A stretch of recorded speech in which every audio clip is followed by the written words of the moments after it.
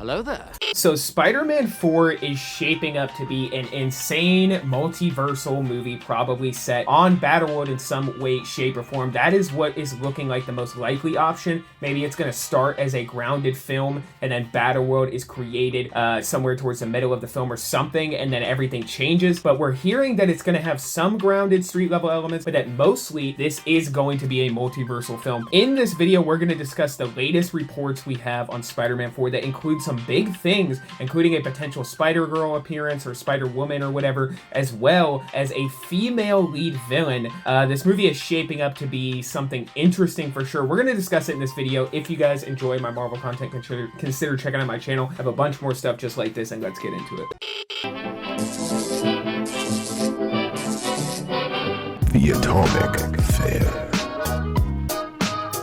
Okay, Sadie Sink. Now, this actress looks like a fucking shoe-in for Mary Jane, like she would be the perfect Mary Jane casting. But what we are hearing about this movie is that she is not going to play Mary Jane, and she is also definitely not going to be playing Jean Grey. People just like to look at the first appearance of an actress or actor and say, hey, based off who they look like in the comics, this is who they're playing. That's not the case. She's not playing Jean Grey in this movie. What we are hearing is that she is potentially playing a female Spider-Man-esque character, so like Spider-Woman or Spider-Girl. Some people think it's going to be Tobey Maguire's daughter, so Mayday Parker. I'm not sure how that's going to unfold or if that ends up being true, but nonetheless, it looks like she's going to be some kind of female spider-related hero, if what the descriptions of this character are anything to go off of. It says Sadie Sink's character in Spider-Man 4 will be a sharp and free-spirited woman who is strong-willed, intelligent, and not easily intimidated, and will also have a mysterious past. Still unknown what her character name is, though. So yeah, with Sadie Sink's character being like some strong-willed, free-spirited woman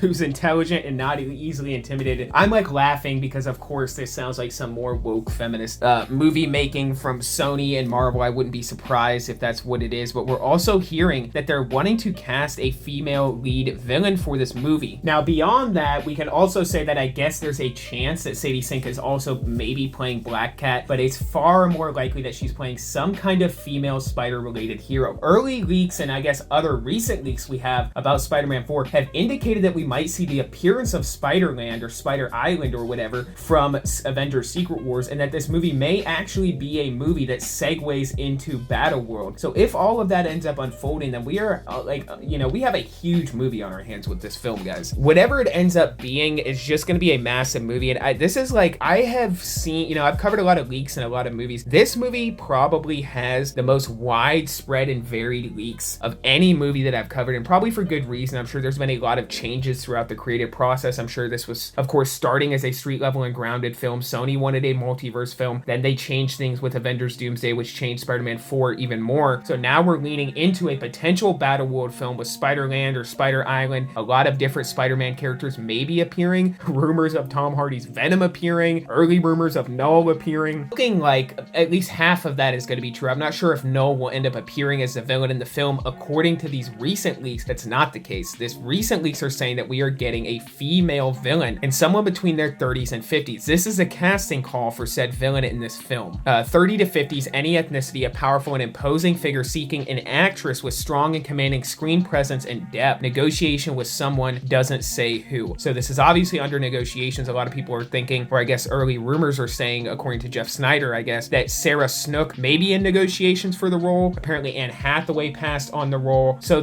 maybe this is like Silver Sable or something, or maybe somehow, some way it's an older version of Madam Web from the multiverse. I'm not sure how this is going to end up unfolding on film. To be honest with you, with those two descriptions, for one, it's like you can never have a fucking female lead in a movie these days without them having to be strong, independent, free-spirited, strong-willed, blah, blah, blah. I don't want to see this movie have Spider-Man be undermined by a bunch of female heroes, female characters, giving him exposition, explaining to him what's going on while Spider-Man is just a dunce in this movie. I'm really hoping we don't go down that path, although the probability is like higher than zero. But even more than that, with this movie, what we're hearing, the next casting call I'm going to describe to you guys is sounding a whole lot like Harry and Norman Osborn, a new male role, a resourceful young man in his early 20s, any ethnicity. Another new male role in his 30s to 50s, any ethnicity, a no-nonsense authority figure who sees the world in black and white, loyal, determined, and willing to cross lines to maintain order. That sounds so much like Norman Osborn Osborn that I would really kind of be surprised if it really wasn't Norman Osborn, unless it's like an original character. If I'm thinking about main supporting characters in Spider-Man's kind of roster of characters, heroes, and villains, that applies so heavily to Norman Osborn. The any ethnicity thing is absolutely hilarious to me because it's telling me that they're already going to go the route of casting an ethnically diverse actor to play Harry and Norman Osborn, which at this point, it's like we're just gonna have to take what we can get, whatever. What's gonna be most important is the acting, is going to be the performance behind the role, but there's no denying that I think at this point nothing's going to top William Dafoe's original Green Goblin role in the Spider-Man 2002 film. We're just reaching such a point with these movies and things that it's reflecting the culture so heavily. And there's so many political statements made in modern movies these days, especially with Marvel, where they just try to subtly throw these references in there, and especially with the race swapping and all that.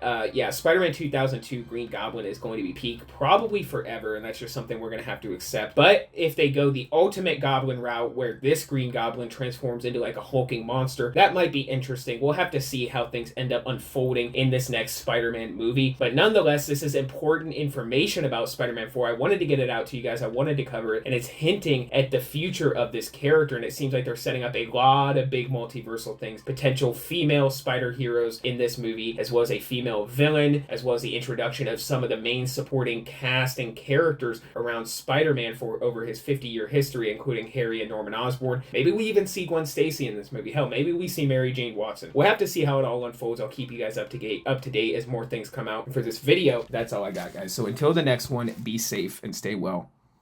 Bye-bye.